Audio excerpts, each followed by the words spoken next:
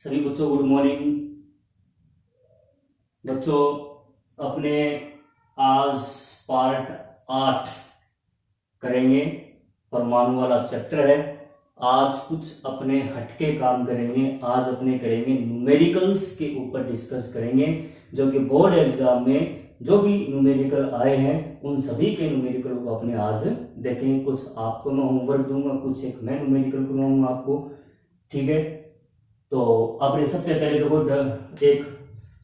मैं ये बताना चाहूंगा कि मैंने आपको वीडियो जो 7वां जो पार्ट था आपने उस वीडियो में मैंने आपको क्वेश्चन दिए थे।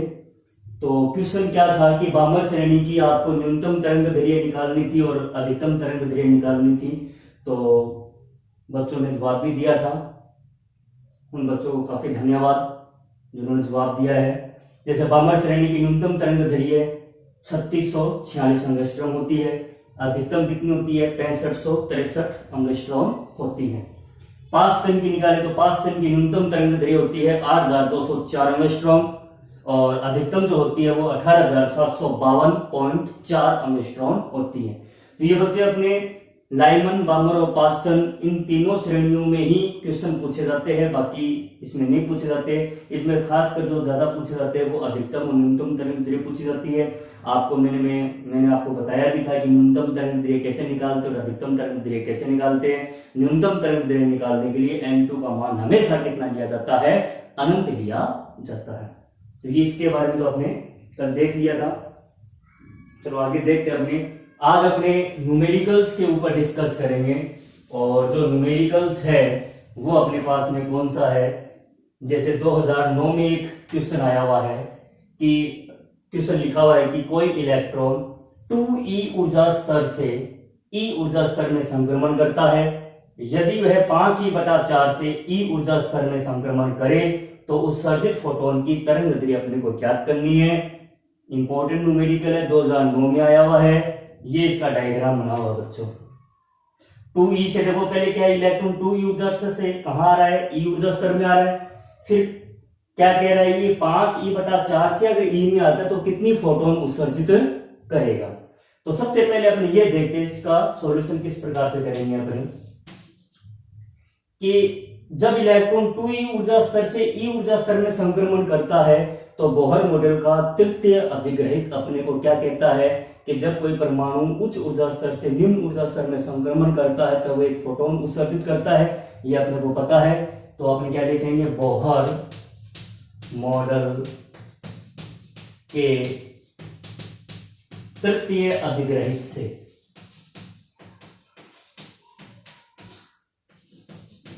क्या होता है, 2e उच्च ऊर्जा स्तर से e ऊर्जा स्तर में आ रहा है। इसको ऐसे लिख सकते हैं अपने 2e minus e equal to कितना h न्यू इजिकल टू कितना nu equal to s c upon lambda.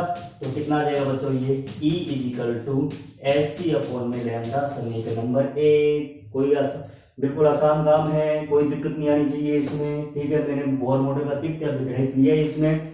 फिर अपने देखो 5e/4 से e में आएगा तब कितनी फोटोन उत्सर्जित करेगा उसको मान लेते हैं अपने। इसी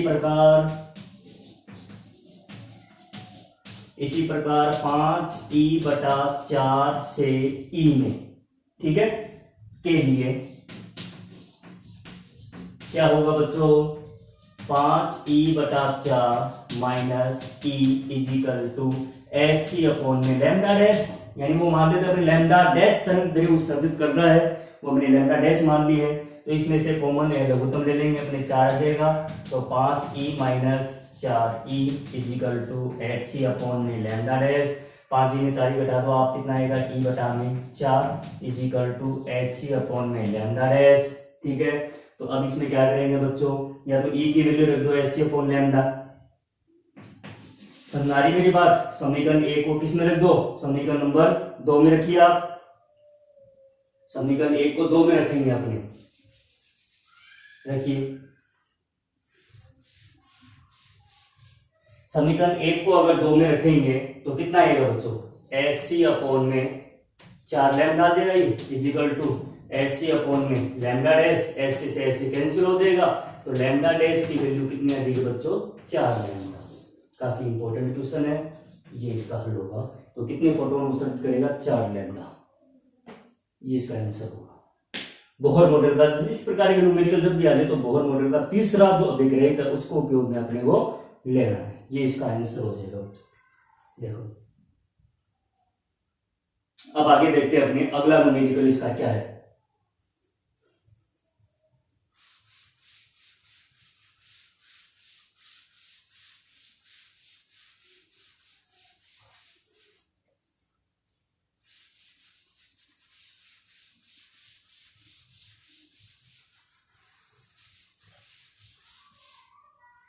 अगला न्यूमेरिकल देखो बच्चों ये है कि हाइड्रोजन परमाणु में प्रथम कक्षा में इलेक्ट्रॉन की कुल ऊर्जा अपने को दे रखी है -13.6 इलेक्ट्रॉन वोल्ट है। तो इस कक्षा में इलेक्ट्रॉन की स्थितिज ऊर्जा कितनी होगी? 2011 में एक क्वेश्चन आया हुआ है। तो अपने देखो कुल ऊर्जा का फॉर्मूला आपको पता है बच्चों, क्या होता है? हाइड्रोजन परमाणु की कुल ऊर्जा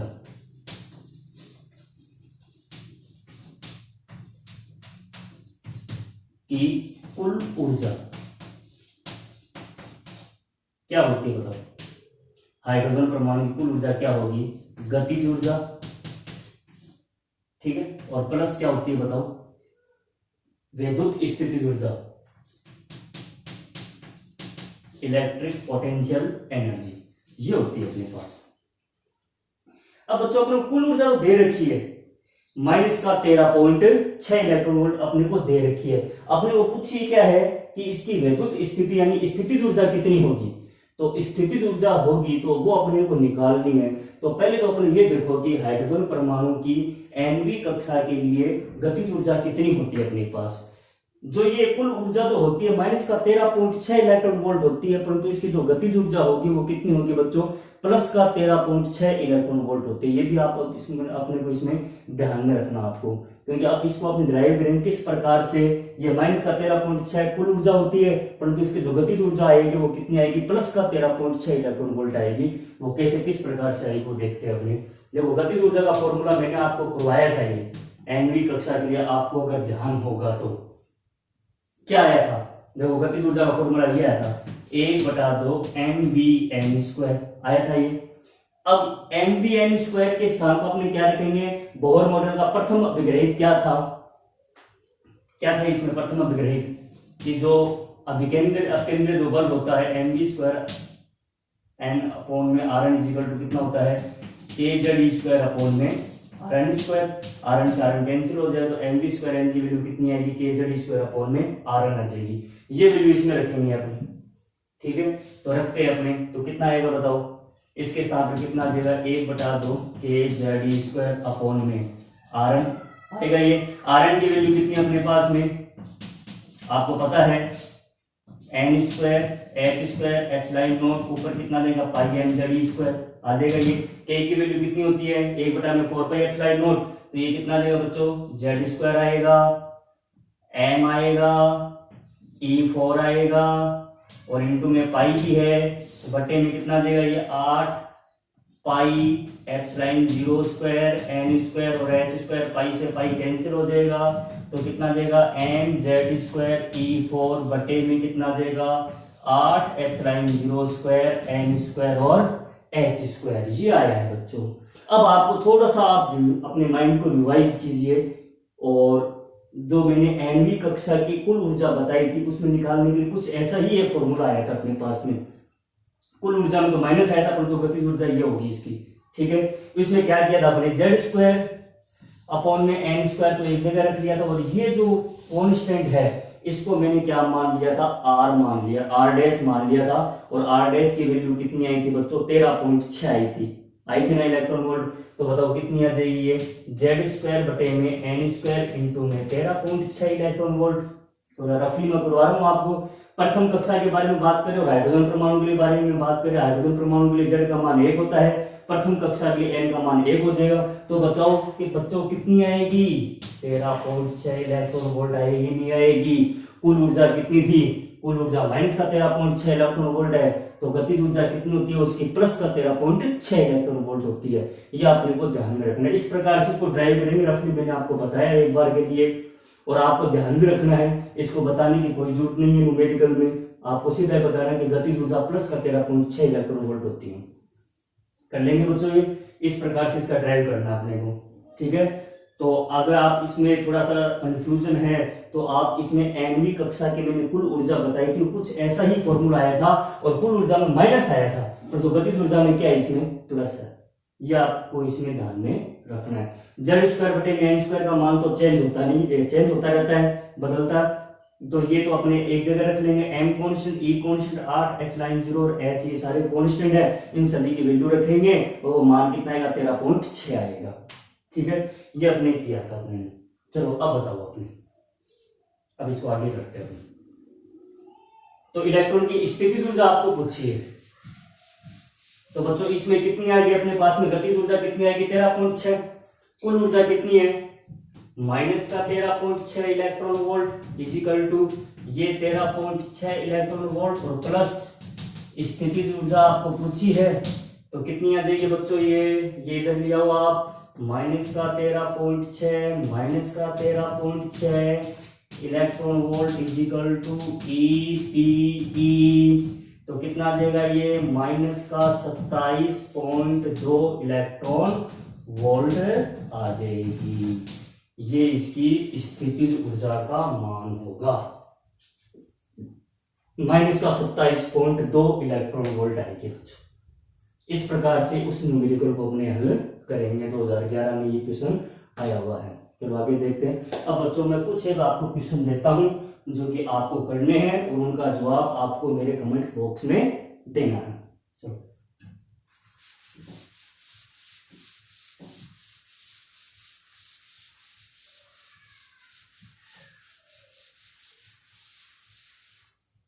देखो बच्चों, पहला क्वेश्चन है 2005 में आया हुआ है।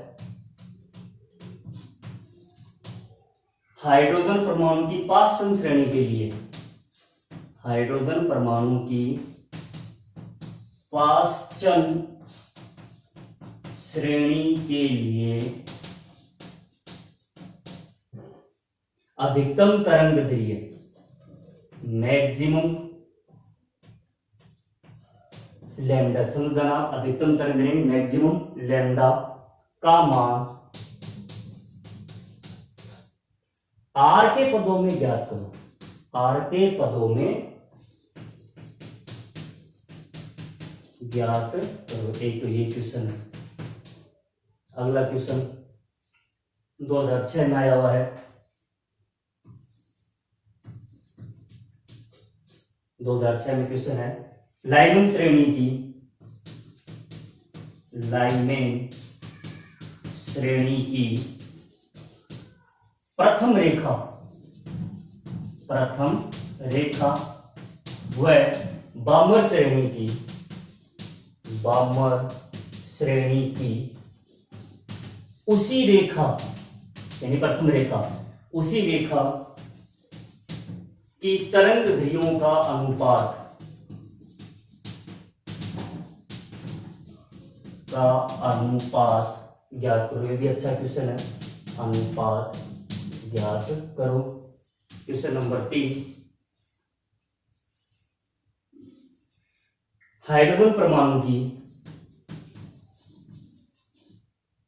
हाइड्रोजन परमाणु की प्रथम कक्षा की त्रिज्या 0.53 एंगस्ट्रॉम है, तब तृतीय उत्तेजित अवस्था,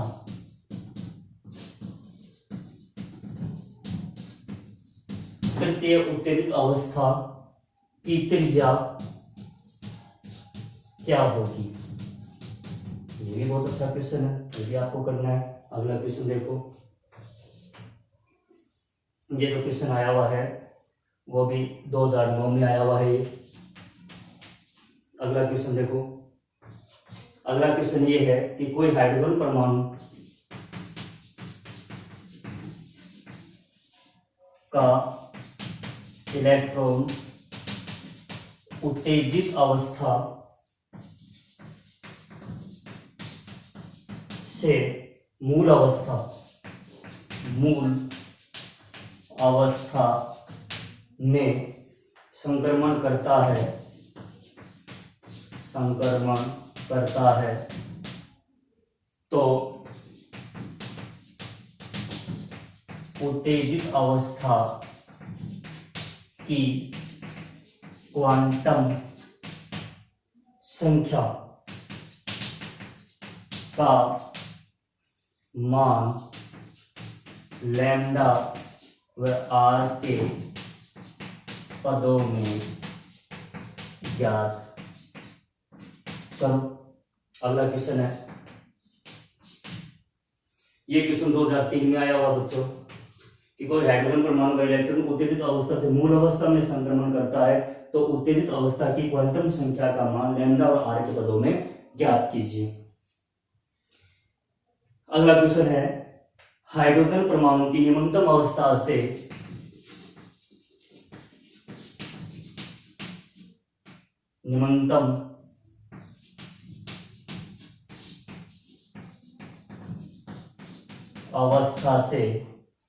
मूल अवस्था में संक्रमण करता है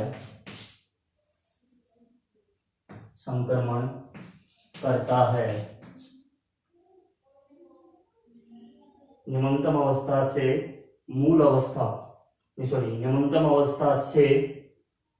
इलेक्ट्रॉन मुक्त करवाने के लिए निम्नतम अवस्था से इलेक्ट्रॉन मुक्त कराने के लिए आवश्यक न्यूनतम ऊर्जा कितनी होगी? आवश्यक न्यूनतम ऊर्जा कितनी होगी? ये क्वेश्चन है बच्चों। इन क्वेश्चनों का आपको जवाब देना है और मेरे कमेंट्स बॉक्स में आपको इन सभी क्वेश्चनों का जवाब देना है। ये जो बच्चों आपको जो क्वेश्चन दिख रहे हैं, एक तो 2003 में जो क्वेश्चन जो आया हुआ है, ये जब मैं पढ़ता था उस टाइम में ये क्वेश्चन आया हुआ 2003 में। तो इस प्रकार के कई क्वेश्चन है 2003 से लेकर 2019 तक के जो क्वेश्चन मेरे पास अवेलेबल है वो आपको मैं बीच बीच में करवाता रहूंगा। और वही क्वेश्चन आते हैं रिपीट होकर, इससे बाहर से कोई क्वेश्चन आता नहीं है। तो इन क्वेश्चनों का आपको जवाब देना है और याद करना पढ़ना है। और ये जो चैप्टर है कल अपना लास्ट इसका भाग होगा पार्ट 9, उसके बारे में अपने आगे कल वाले वीडियो में देखेंगे अपने। धन्यवाद।